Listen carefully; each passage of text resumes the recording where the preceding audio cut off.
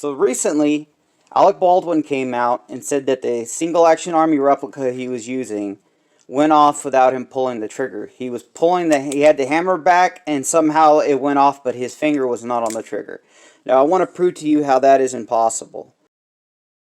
So watch the trigger while I pull this hammer back. Notice how it moved.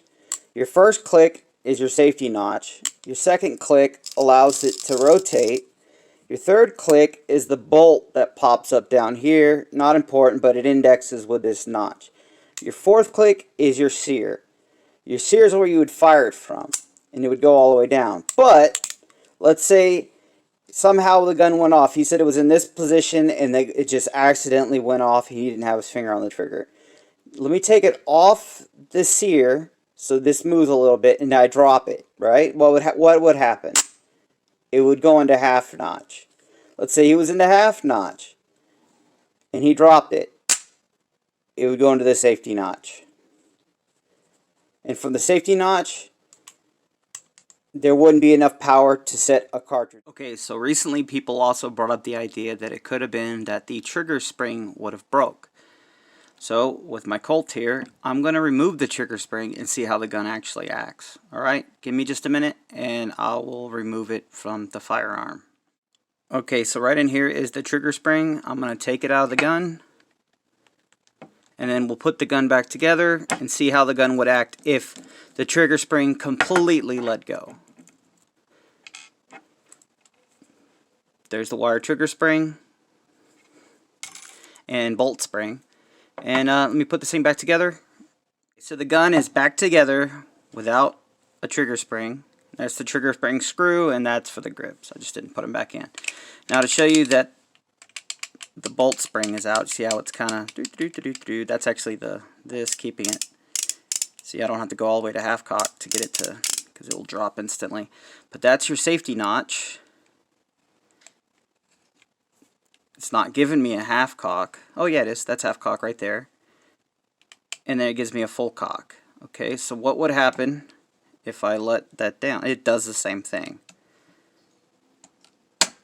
It would still run into your half cock. It would still run into your safety notch. It does the exact same thing. Now, he said he was drawing it out of a holster, so it would have been facing straight down, and then you cock the gun back while it's coming out of a holster, and it stays. But if you notice, you don't hear the clicks, right? They're still doing it though, and this is going to stay spinning. So that should have been a key that, hey, this gun is acting kind of weird, right? But the gun is still acting the same, because the whole time he had the gun facing downward. And even like if it was facing straight.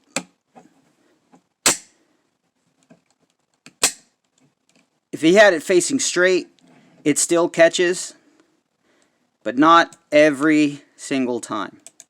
But look at the trigger. Look how it's just everywhere.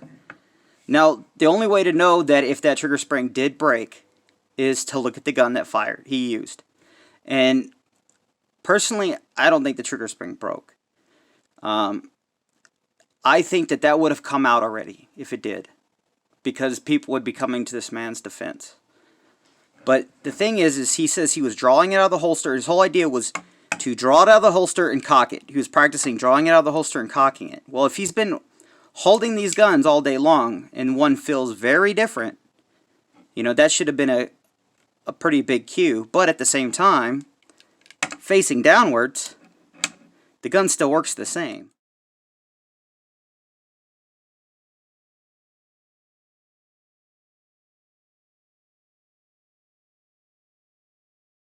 But at the end of the day, none of these results actually matter. The truth is there were far more firearms on set through the 30s, 40s, and 50s. People used to take gun safety very, very seriously. And in the last 30 to 40 years, that has stopped. And that's no wonder why shootings, people being killed on set by a firearm, only started 30, 40 years ago. During the 30s, 40s, 50s, the cowboy era, there were far more guns on set, and this did not happen. In the military, the police departments, and the firearm industry, there's a thing called trust but verify. Somebody tells you it's empty, okay, but verify. If following that and plus many other safety rules, very simple safety rules, this would not have happened. The actual bullet would have been found and the young lady would have not lost her life. I would not want to be in Alec Baldwin's shoes. I don't believe he meant to kill this poor lady. But even if the gun broke or it didn't break, these simple rules will keep things like this from happening. In the military, guns break all the time. Machine guns break. There's a thing called a runaway machine gun where it keeps firing after you let off the trigger. And there are rules of what you should and shouldn't do to keep those kinds of things from turning into catastrophes.